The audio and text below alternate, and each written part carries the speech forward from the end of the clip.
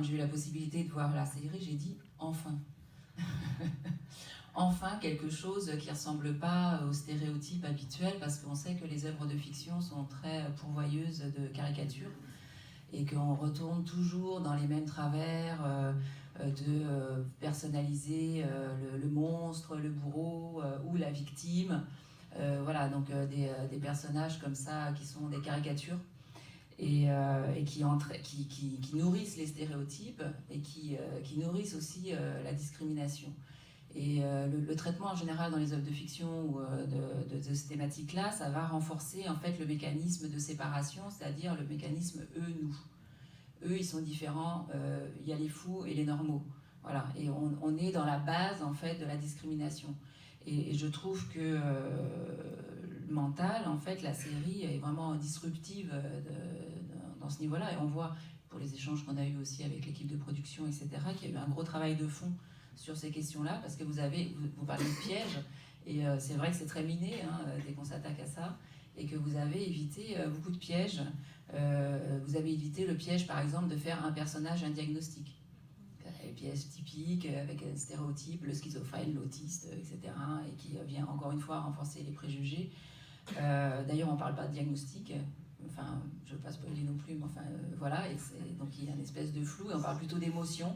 Et déjà, ça, c'est un élément important en matière de stigmatisation. Vous ne tombez pas dans... Il y a les patients, il y a les adultes, il y a les jeunes qui sont fous et les adultes, etc. C'est pas manichéen, en fait. Voilà, donc c'est pas simpliste, c'est pas manichéen. Et puis, vous traitez de tas de sujets importants. Ça ne veut pas dire que vous évitez les sujets, mais vous traitez de la peur, par exemple. C'est quand même un fil rouge aussi, la peur que peuvent avoir les gens les uns vis-à-vis des autres, la peur qu'ils peuvent inspirer, etc., mais qui est très compensée par l'humour aussi, et ça, c'est une dimension très importante. Donc voilà, je voulais insister aussi sur le fait que y a un style, et ça, il y a une signature esthétique qui est vraiment importante, et qui rajoute encore une dimension au discours. Et puis finalement, en fait, vous évitez le manichéisme, c'est-à-dire que vous présentez des personnages complexes. Voilà.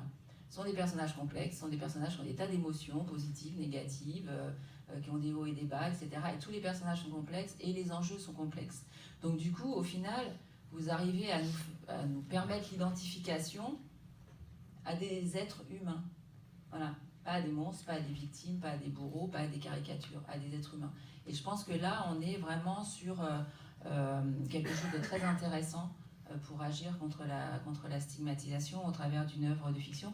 Un dernier mot pour dire aussi, on le voit un petit peu là, des sujets qui ne sont pas abordés, c'est par exemple autour des médicaments et autour des effets indésirables des médicaments. Et ça, c'est souvent des sujets complètement invisibilisés, et invisibilisés dans la représentation, dans la fiction, et qui sont des vraies problématiques du quotidien. Donc ça, c'est important. Et un dernier point positif, où je trouve que... je suis désolée de vous faire beaucoup de compliments. On les prend. Je peux aussi aller du côté des quelques des petites invraisemblances, etc. On fera ça après dans le off. Mais l'autre dimension très positive et qui contribue, à mon avis, à lever le tabou aussi, c'est la dimension d'entraide, qui est vraiment très forte. Et ça, il y a... Ça se ressent dans ce film. Ouais. Et donc c'est un porteur d'espoir aussi. Et j'espère que ça aura autant d'effet qu'en Finlande, où ça a buzzé complètement sur les réseaux sociaux, que ça a vraiment libéré la parole des jeunes et permis d'aborder... Enfin, c'est devenu une vraie question de santé publique grâce à une œuvre de fiction. Donc je vous souhaite ça.